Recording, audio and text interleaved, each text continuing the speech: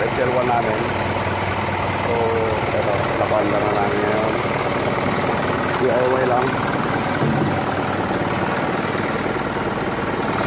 Acceleration, dapat nakabuhay. Then, pinalitan namin yung fuel.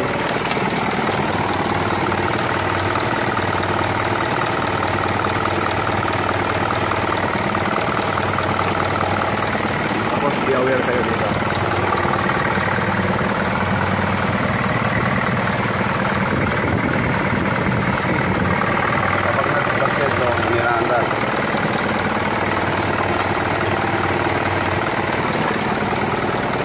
Para sure, pinalitan na lang namin yung bomba.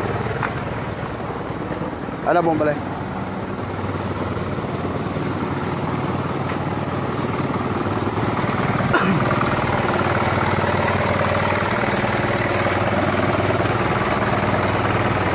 Pinalitan na natin para sigurado. Kasi common rail kasi siya. Kaya kailangan palitan to. Dead. Mga ka-idol, abangan nyo yun sa sunod para hindi na kayong magpagawa pa kasi napakamahal ito computer box.